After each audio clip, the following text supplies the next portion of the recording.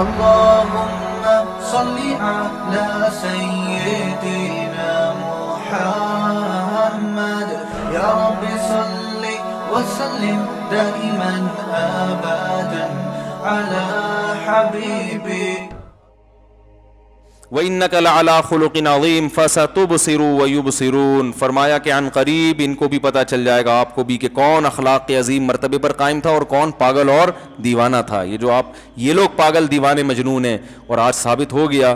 کوئی نام لیتا ہے ابو جہل کا، ابو لہب کا، ولید ابن مغیرہ، عتبہ ابن ولید، ان سرداروں کا جو یہ نبی کو تانے دیا کرتے تھے، سب کے قصے ختم۔ اب ہم ان کہتے ہیں بیوقوف تھے، سید الانبیاء کو انہوں نے دیکھا، ہم 1400 سال بعد بغیر دیکھے ایمان لا رہے ہیں۔ یہ دن رات کم بخت معجزے دیکھ رہے تھے، اور اپنے سامنے پیغمبر کو انہوں نے دیکھا، اور دیکھ رہے تھے کیسے اسلام دنیا میں غالب ہو رہا ہے، پھر بھی دنیا پرستی نے ان کو حق سے غافل کیا۔ تو اللہ فرماتے ہیں عنقریب پتہ چل جائے گا، اور الحمدللہ پتہ چل گیا۔ لو تدہنوا فیدہنون، فرمایا اصل میں ان کی خواہش یہ ہے، اصل مسئلہ دیوانگی اور جنونیت کا نہیں ہے، ان کو پتہ ہے کہ آپ مجنون اور دیوانے نہیں ہیں۔ اصل مسئلہ یہ ہے کہ لو تدہنوا، یہ چاہتے ہیں کہ آپ تھوڑا سا اپنی دعوت اور تبلیغ میں جو تھوڑا سا ریورس ہوں، اپنے موقف میں تھوڑی سی نرمی پیدا کریں، کچھ کمپرومائز کر لیں ان کے ساتھ۔ آپ نے بھی ایک دم جو دعوت دی ہے کہ سارے بت غلط، صرف ایک الہ، تو تھوڑا سا پروٹوکول ہمارے بتوں کو بھی دے دیں بھائی، بالکل غلط قرار دینے کے بجائے بھائی تھوڑا سا سب کو برا بھلا کہنے کے بجائے کسی کو مستثنا کر دیں۔ تو فیدہنون، فرمایا اگر آپ تھوڑا سا پیچھے ہٹے، فیدہنون، تو یہ بھی اپنے موقف میں لچک اور نرمی پیدا کر لیں گے۔ اسی کو سورہ یونس میں یوں بیان کیا کہ یہ کہتے ہیں وَإِذَا تُتْلَىٰ عَلَيْهِمْ آيَاتُنَا، جب ان پر ہماری آیات تلاوت کی جاتی ہیں، قَالَ الَّذِينَ لَا يَرْجُونَ لِقَاءَنَا، جن کے دلوں میں آخرت کا خوف نہیں ہے، وہ کہتے ہیں ایتی بقرآن غیر ھذا او بدلہ، کہ آپ اس قرآن کو یا تو مکمل چینج، آپ کو اگر سردار بننے کا شوق ہے نا، تو اس قرآن کے علاوہ کوئی اور کتاب آپ لے آئیں تو ہم مان لیں گے کہ آپ نبی ہیں اور آپ کو سردار مان لیں گے، لیکن یہ والا قرآن نہیں چلے گا۔ یہ تو بالکل کلیئر کٹ بات کر رہا ہے، یہ تو کہہ رہا ہے زانی، زنا حرام ہے، شراب حرام ہے، اور ایک خدا کی توحید کا قائل ہے۔ یہ باپ دادا ہمارے اتنے عرصے سے کیا گھاس کھا رہے تھے ہیں بھائی، تو یہ تو کلچر کو آپ بالکل ہی کیا کر رہے ہیں، چینج کر رہے ہیں۔ ایتی بقرآن غیر ھذا، تو کوئی اور کتاب لے آئیں، او بدلہ، یا اس میں کچھ چینجنگ کر دیں، اس میں کیا کر دیں، چینجنگ، کچھ آپ کا ہوگا، کچھ ہماری طرف سے ایڈیشن ہو جائے گی اس میں۔ تو جو نیا ایڈیشن قرآن مجید کا آئے گا وہ سب کے لیے ایکسیپٹیبل ہوگا، قابل قبول ہوگا۔ جیسے آج کل دنیا میں تحریکیں چل رہی ہیں نا کہ تمام ادیان کو ملا کے بولو بھائی ایک کھچڑی پکا کے رکھ دی جائے، اس میں ہندوازم کے لیے بھی جگہ ہو، اس میں سکھوں کے لیے بھی ہو، اس میں عیسائیوں کے لیے بھی ہو، اس میں یہودیوں کے لیے بھی ہو، کچھ اسلام کا بھی تڑکا اس میں لگا دیا جائے، صحیح ہے نا۔ ہندو مسجد جا رہے ہوں، مسلمان مندر جا رہے ہوں، کبھی کبھار ہندو مسجد آیا کریں تو کبھی کبھار مسلمان بھی مندر چلے جایا کریں، تو کبھی عیسائی جمعہ پڑھ لیا کریں تو کبھی آپ بھی چرچ چلے جایا کریں۔ اس سے کیا پیدا ہوگا، معاشرے میں محبتیں پیدا ہوں گی، برداشت پیدا ہوگی، اور معاشرے میں امن پھیلے گا وغیرہ وغیرہ، اور شدت پسندی کا اس سے کیا ہوگا، خاتمہ ہوگا۔ تو یہی وہ یہ کہہ رہے تھے کہ شروع میں تو کہہ رہے تھے آپ بالکل غلط ہیں، پھر کہہ رہے تھے چلو کچھ آپ کی کچھ ہماری کچھ درمیانی راستہ، مذاکرات کی میز پہ آ جائیں۔ تو قرآن میں اللہ نے جواب دیا قل ما یکون لی، آپ نے فرمایا گویا بزبان حال آپ نے فرمایا کہ تم ابھی تک سمجھ ہی نہیں رہے کہ میرا دعویٰ کیا ہے۔ مذاکرات کی میز پہ وہ شخص تو بیٹھ سکتا ہے قانون کی تبدیلی کے لیے جو خود ایک قانون لے کر آیا ہو۔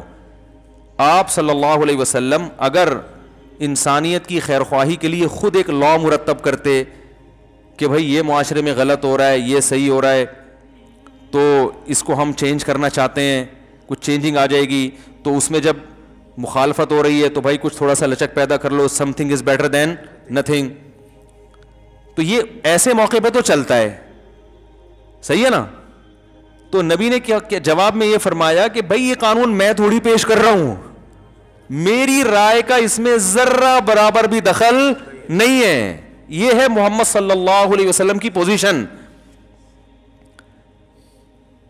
کہ میں اپنی طرف سے کچھ یہی میں تمہیں سمجھا رہا ہوں 13 سال سے 10 سال سے یہی سمجھا رہا ہوں کہ بھائی میں جو کچھ کہہ رہا ہوں یہ میں نہیں کہہ رہا, یہ اللہ کہہ رہا ہے, میری زبان استعمال ہو رہی ہے, مجھ پہ فرشتہ وہی لے کر آتا ہے, اس کا پیغام ڈیلیور کر رہا ہوں میں. تو اگر مذاکرات کرنے تو اللہ سے کرو نا, مجھ سے کیوں کر رہے ہو؟ نہیں آ رہی بات, میرا خیال ہے. یہی تو فرق ہے اسلام میں اور دنیا کے دیگر قوانین میں, کہ دیگر قوانین کی نسبت کس کی طرف ہے؟ انسانوں کی طرف. اسلام کی نسبت اللہ کی طرف. اب اس میں چینجنگ کا آپشن ہی ختم کر دیا. یا تو مسلمان یہ مانے کہ یہ اللہ کا قانون نہیں ہے, پھر وہ کہہ سکتا ہے زمانے کے حساب سے اس میں کانٹ چھانٹ ہم کریں گے. بھائی آج کل پردہ بڑا مشکل ہے تو تھوڑا پردے کی سیٹنگ آؤٹ کر دو. آج کل ڈپریشن بہت زیادہ, ایکچولی آج کل جو لبرل لوگ آ رہے ہیں نا, جو دین میں چینجنگ کرتے ہیں, وہ اسی قسم کے ٹوپی ڈرامے والی باتیں کر رہے ہوتے ہیں. ایکچولی اصل میں اب آپ خود دیکھیں ایک آدمی کہاں جائے بیچارہ, ایکچولی کر کے نا اب ڈپریشن میں ہے تو شراب کے 2 گھونٹ پی لیے تو کیا ہو گیا اس سے, تو ایکچولی کر کے اب 4 شادیوں پر بھی اسی طرح پابندی لگاتے ہیں. بھائی وہ زمانہ اور تھا, بڑی طاقتیں ہوا کرتی تھی مردوں میں اس وقت, اور اس وقت بڑا حوصلہ تھا. اس زمانے میں بھائی نہیں ہو سکتا. آج کل دیسی گھی کہاں کھا رہے ہیں, ڈالڈے کھا کھا کے تو جوان ہو رہے ہیں بچے ہیں. وہ زمانہ اور تھا, یہ زمانہ اور ہے بھائی. نہیں تو ہر چیز کا بیڑا, داڑھی پر بھی یہی. بھائی وہ داڑھی تو اس زمانے کا کلچر تھی, وہ تو سب رکھا کرتے تھے. ابو جہل کی بھی داڑھی تھی, ابو لہب کی بھی داڑھی تھی, اور فرعون کی بھی داڑھی تھی. تو کلچر کے حساب سے رکھا ہے. تو آج تو ایک ماڈرن دور ہے, داڑھی رکھ کے تو آپ عجیب سے لگتے ہیں معاشرے میں. پڑھا لکھا آدمی تو وہی ہوتا ہے جو بالکل کلین شیو, خدا نہ خواستہ کسی بغیر داڑھی والے کا مذاق اڑانا مقصد نہیں, لیکن جو داڑھی کا انکار کرتے ہیں ان کے دلائل یہی ہوتے ہیں. بھائی وہ کلچر تھا تو نبی نے حکم دے دیا کہ بڑھا لو, تو ہر حکم کو کا بیڑا غرق ہو رہا ہے کہ نہیں ہو رہا؟ داڑھی کا حکم تو تورات میں آج تک موجود ہے کہ اللہ نے موسیٰ علیہ السلام کو کوہ طور پہ بلا کے کہا کہ اپنی قوم کو کہہ دو کہ داڑھی مت کاٹنا. تبھی آج یہودی بھی داڑھی رکھتے ہیں. میں نے خود یہودی دیکھے ہیں داڑھیوں والے. کلپ آ جائے گا, اسرائیل سے تعلقات ہیں ان کے. ہمیں تو یہاں کوئی یہودی نظر نہیں آتا, ان کو یہاں نہیں دیکھے, بیرون ملک دیکھے ہیں. تو ہم نے خود داڑھی والے یہودی دیکھے ہیں, اور رکھتے ہیں اتنی بڑی بڑی داڑیاں. ہماری تو پھر بھی چھوٹی ہوتی ہیں, بڑھتی نہیں ہیں. ان کی تو وہ یہاں تو اتنی اسپیڈ سے داڑیاں بڑھ رہی ہوتی ہیں ان کی. تو ہم تو پھر بھی گنجائش دیتے ہیں نا, ایک مٹھی سے زیادہ کاٹنا جائز ہے. یہودی کہتے ہیں ایک مٹھی سے زیادہ کاٹنا بھی جائز نہیں ہے, بڑھاؤ بس. وہ کہتے ہیں اس کی بھی اجازت نہیں ہے, بڑھاؤ فل. تو نبی صلی اللہ علیہ وسلم نے حکم دیا بھائی آپ سے نہیں رکھی جا رہی تو اسلام کو تو چینج نہ کرو نا میرے بھائی. اب بولو یار میں اللہ سے دعا مانگتا ہوں. دیکھو کتنے لوگ ہیں نماز پڑھتے ہیں, نہیں پڑھتے نا بہت سے, لیکن مانتے ہیں اسلام میں نماز ہے. کتنے لوگ ہیں ابا اماں کی فرما برداری کرتے ہیں, لیکن مانتے ہیں بھائی ابا کو راضی رکھنا چاہیے, اماں کو خوش رکھنا چاہیے.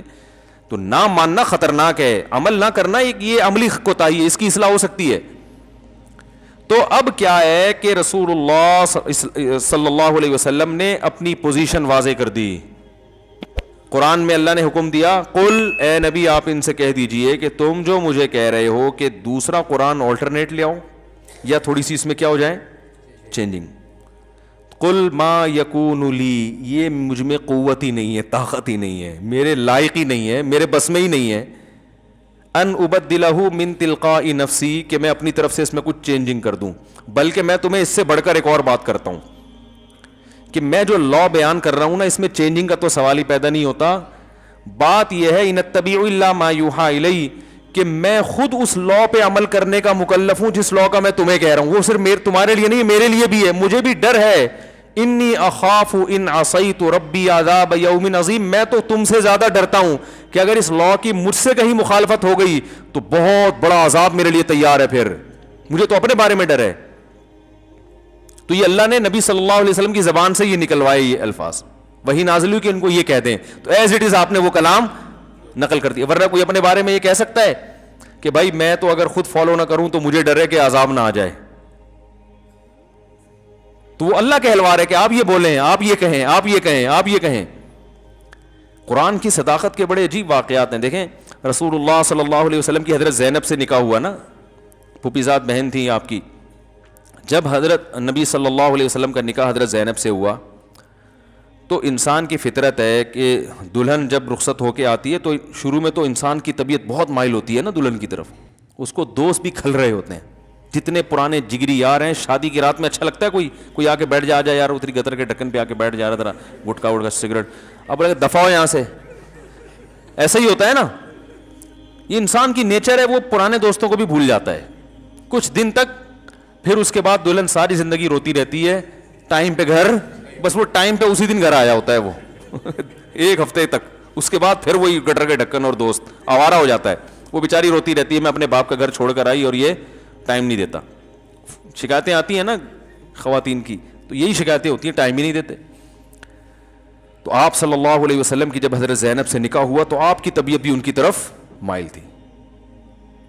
تو اب کیا ہوا ہے کہ ولیمہ کیا آپ صلی اللہ علیہ وسلم نے, صحابہ آئے, ایک تو کھانا پکنے میں ابھی ٹائم تھا, پہلے ہی آ کے صحابہ کو تو نبی سے ملاقات کا موقع چاہیے تھا نا, کہ یار چلو نبی نے دعوت کی ہے پہلے پہنچ جاؤ, 1 گھنٹہ پہلے ہی چلے جاؤ. نبی کے گھر میں بیٹھنا نصیب ہو رہا ہے, نبی کے دسترخوان پہ, وہ تو محبت میں کر رہے ہیں, اور پھر کھانا کھانے کے بعد بھی بیٹھے ہوئے ہیں. آپ صلی اللہ علیہ وسلم کو اس سے تکلیف ہو رہی تھی, آپ صلی اللہ علیہ وسلم کو اس سے تکلیف ہو رہی تھی. آپ صحابہ کو یہ کہہ نہیں پا رہے تھے کہ یہاں سے جاؤ, کیونکہ ایسے موقع پہ انسان کو حیا آتی ہے, شرم آتی ہے. دولہا جو ہے نا, وہ یہ کہتے ہوئے, اگر وہ عزت دار ہے, خاندانی ہے, تو یہ کہتے ہوئے چلے جاؤ تو دوست مذاق بھی اڑا سکتے ہیں, ابے بھائی اتنا کیا ابھی جو ہے نا وہ اتنے عرصے بعد تجھے ملی ہے دلہن, کیا پہلی دفعہ تیری شادی ہو رہی ہے, کیا دنیا میں ایسے تانے بھی دیتے ہیں نا, ابے ہمیں پتا تھا بدل جائے گا, تم تو پہلے ہی کہہ رہے تھے, باتیں کرنا آسان ہے. انسان کو ایسے موقع پہ حیا آتی ہے. تو آپ صلی اللہ علیہ وسلم اس طبعی حیا کی وجہ سے, طبعی رغبت بھی ہے بشر ہونے کی وجہ سے, اور طبعی حیا بھی آ رہی ہے, صحابہ سے کہتے ہوئے آپ شرما بھی رہے ہیں, لیکن آپ کو تکلیف ہو رہی ہے کہ بھی جا کیوں نہیں رہے. قرآن میں آیتیں نازل ہو گئیں, یا ایھا الذین آمنوا, اے ایمان والو, جب تمہیں رسول صلی اللہ علیہ وسلم بلایا کریں تو کیا ہے, ولا مستأنسین لحدیث, باتوں میں دل نہ بہلاؤ ایسے موقع پہ. اور وہ کیا ہے پوری آیت پڑھو بھائی کوئی حافظ, الی طعام غیر ناظرین الہ, جب کھانے کی طرف تمہیں بلایا جائے تو اس طرح سے جاؤ کہ اس کے پکنے کا انتظار نہ کرو, جب پک جائے پھر پہنچو وہاں جا کے, ابھی پکا ہے نہیں پہلے سے. کتنا کلیئر قرآن نے بیان کر دیا. اور آگے اللہ نے فرمایا کہ رسول اللہ صلی اللہ علیہ وسلم یستحیی منکم, تم سے حیا کرتے ہیں. نبی کے دل میں یہ بات ہے مگر بیان نہیں کر پا رہے, لیکن اللہ اس معاملے میں حیا نہیں کرتا, وہ حق بات کو بیان کر دیتا ہے. تو اب آپ بتاؤ کہ کہاں تو نبی اپنی زبان سے یہ بات کہتے ہوئے حیا کر رہے تھے, اور اللہ نے پوری آیتیں بنا کے نازل کر دی. تو آپ صلی اللہ علیہ وسلم کو یہ آیتیں سناتے ہوئے کتنی حیا آ رہی ہوگی, ہے بھائی. لیکن اب مجبور ہو گئے بھائی, جب اللہ نے نازل کر دیا تو اب کیا کرنا ہے, اب تو سنانی ہی سنانی ہے. تو رسول اللہ صلی اللہ علیہ وسلم کی زبان اقدس سے وہی کلام نکلتا تھا جس کا اللہ نے آپ کو مکلف بنایا, اور آپ نے فرمایا میں اس میں اپنی طرف سے تبدیلی نہیں کر سکتا. تو یاد رکھو یہ خدائی قوانین ہیں اللہ کے, جس کو اسلام کہا جاتا ہے. مفتی طارق مسعود صاحب کے بیانات سننے کے لیے youtube.com/مفتی طارق مسعود کو سبسکرائب کریں, اور اگر آپ لائیو ویڈیو کو کبھی بھی مس نہیں کرنا چاہتے ہیں تو سبسکرائب کرنے کے بعد بیل آئیکن پہ کلک کرنا مت بھولیں. جزاک اللہ.